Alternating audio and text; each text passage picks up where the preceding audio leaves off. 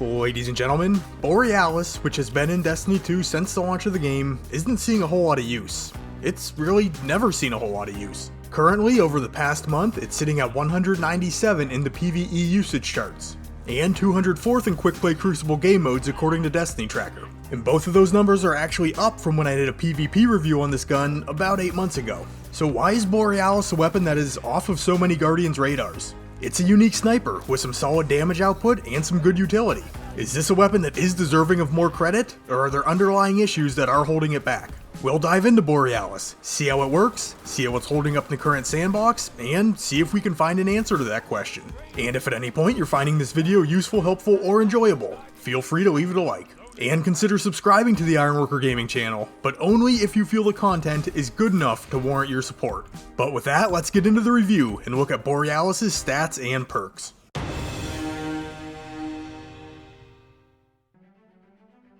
Borealis is an exotic sniper rifle firing at 72 rounds per minute with 5 rounds in the magazine. For the stats, we'll pull in some solid numbers from Destiny Tracker, and they are pretty impressive. The impact of 90 lines up with aggressive frame sniper rifles. The range at 59 could be a little bit better, but the stability of 66 is only edged out by Cloud Strike.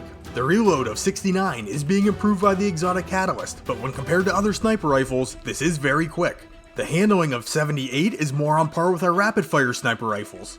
The aim assist stat of 65 is solid, and the zoom magnification comes in at 45, so generally a little less zoom than most aggressive frame sniper rifles. So like I said, really good looking stats across the board. Borealis' intrinsic trait is the fundamentals, stating that by holding the reload button, you can change this weapon's damage type cycling between solar, arc, and void.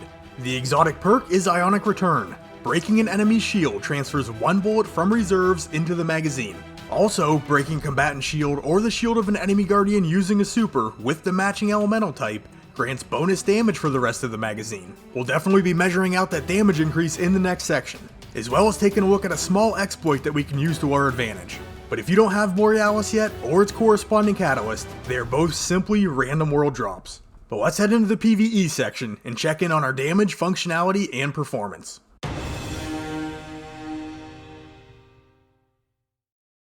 Alright, as always, we'll take care of the functionality aspects first. And we have a little change of scenery here. We're usually testing in the Conflux Lost sector, but we're using the Orrery this time around because I need a shielded target to test against. I did double check though, and the damage scaling is consistent between the two Lost sectors, so these numbers will line up with any of my previous reviews from Season 13. But first, you can see the weapon swapping between the 3 elemental damage types. The animation was changed a little while back to speed up the process. And fun fact, each element has their own audio cue when a bullet fires.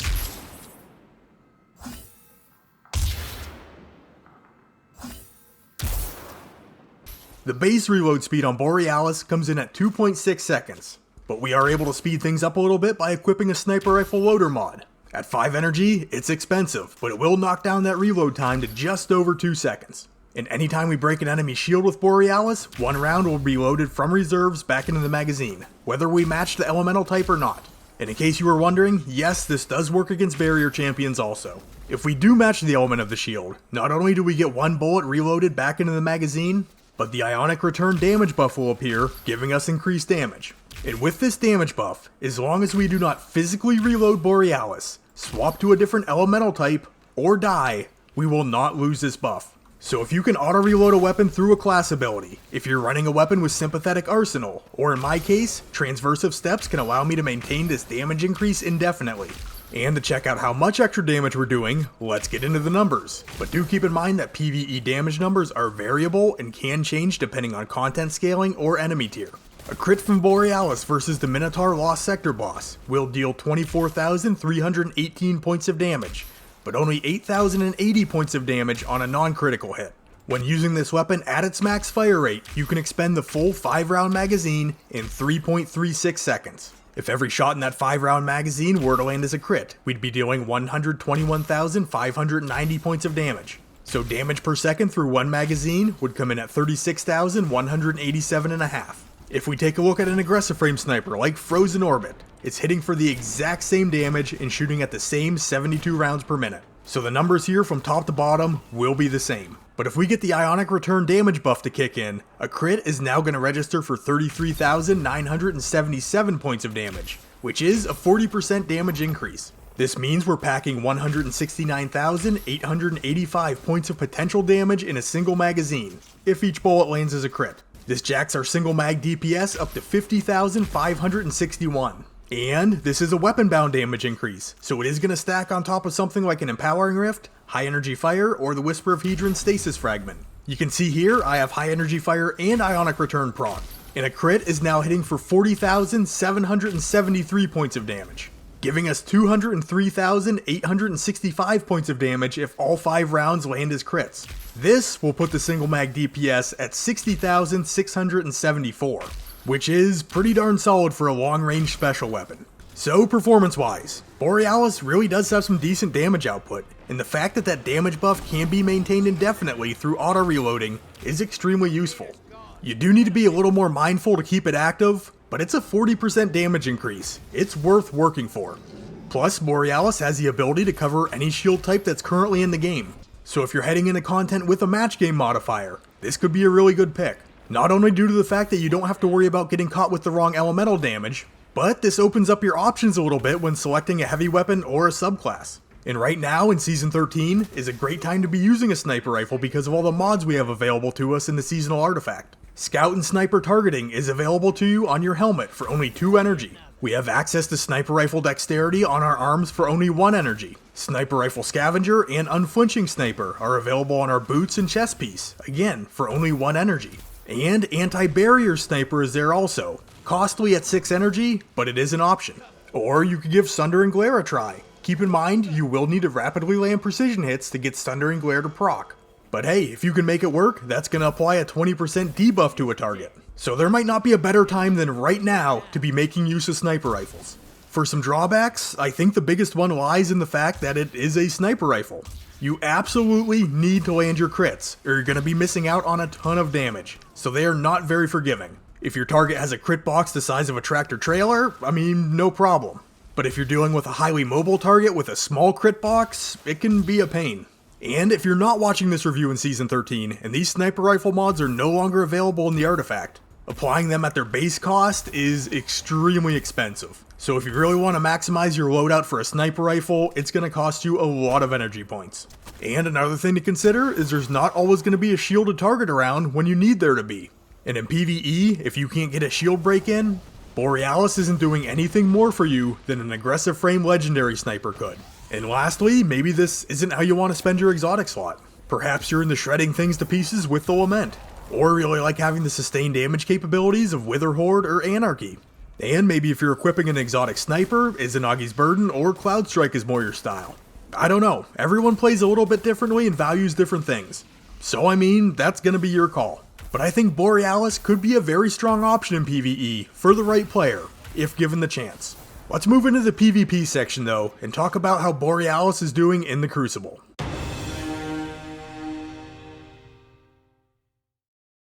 In PvP, starting off with our damage numbers, Borealis will score 475 points of damage on a crit, and 158 points of damage to the body. So the optimal time to kill is obviously instantaneous by landing 1 crit, and the body shot time to kill comes in at 0.83 seconds with 2 shots landed. And since Borealis does have the same damage profile as a high impact sniper, that does mean we are capable of downing a roaming super with a single crit. When we're under the effect of a 20% damage buff, we're registering 189 points of damage. We're gonna call it 188 just to keep safe from number rounding, and say that this can down a Guardian running tier 2 resilience or less with a single body shot. Things look a little bit better if you can snag that 25% damage increase from the Whisper of Hedron's Fragment. This is now dealing 197 points of damage to the body, so you're good for up to tier 8 resilience. If we're able to proc the Ionic Return damage increase, this will allow a crit to register for 663 points of damage, which is more damage than you need. But the body shot's only going to land for 182 points of damage.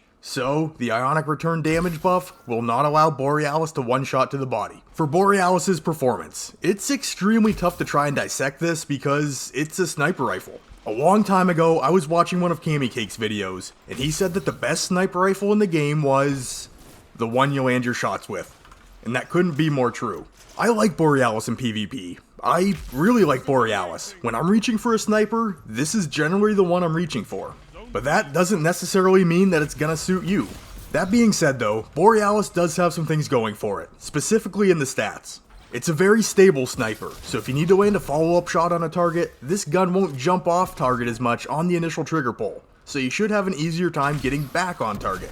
Borealis does have a comparably fast reload speed, getting bullets back into the gun pretty quickly. The aim assist of 65 feels plenty serviceable, and the scope zoom of 45 will give you a wider view of the playing field than most high-impact snipers, allowing for better physical target acquisition. Maybe most importantly though, the handling is very solid, giving Borealis a faster draw time and a quicker aim down sight speed. Quick Draw and Snapshot Sights are two highly coveted sniper perks on our legendary models. The high handling stat of Borealis, paired with a dexterity mod and a targeting mod, can get you close. Not quite to the level of these perks, but close. I mean, you can check it out on screen here and see if this is something you think that you could deal with. On top of that, with us sharing the damage profile of an aggressive frame sniper, Borealis can one-shot roaming supers with a single crit, and can potentially one-shot to the body with a damage buff. A bullet being loaded back into the magazine can be nice if you're working on your last round, and you do have bullets in reserves. Keep in mind though, a crit on a full health Guardian does break the shield, so it's not just the body shot that's gonna auto-reload that round. For some drawbacks, this is hogging up your exotic slot and not giving you a whole lot more utility than a legendary sniper would in PvP. The auto-loaded bullet could be nice, and it does have solid stats. But being a static rolled exotic, what you got is what you get. So if you're just not into the feel of this sniper rifle, I mean, it's not for you. Then the shield break on a super. One, it's very situational, so I really can't consider this a selling point of the gun, especially with the minimal damage increase it provides on a body shot in PvP. And I'm sure you've picked up on the fact that there is no stasis element in the rotation, so we're kinda out of luck there. And lastly, sniper rifles got nerfed recently. Actually, they got nerfed twice. A few months ago, all sniper rifles with lower zoom scopes, meaning pretty much anything below 50, saw their effective aim assist reduced. And more recently, they were retuned to receive more flinch. Now, I was never personally the world's best sniper to begin with, but I could cozy up and hold a lane. But these changes that went into place are real, and they hurt. I've been having a pretty tough time really getting comfortable with a sniper rifle in PvP these days. So while they still can be a very effective tool, they are just not as easy to use as they used to be.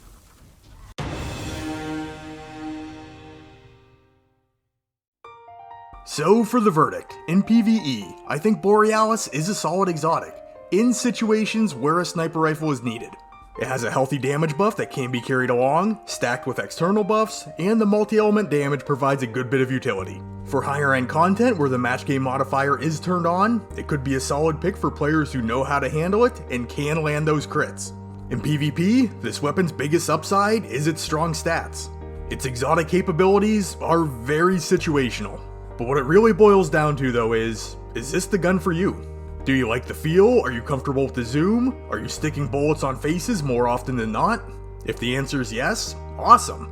If it's no, find a different sniper rifle. But hey, if you did enjoy this video, please remember to leave it a like, and consider subscribing to the Ironworker Gaming channel to catch much more Destiny 2 content, presented by yours truly, in the very near future. If you'd like to contact me, you can look for Ironworker814 on Twitter, join our community Discord, link will be in the description, or comment down below and I will do my best to get back to you. And with all that being said, I'd like to thank you for taking the time out of your day to check out this weapon review. You guys are awesome, and I will catch you on the next one.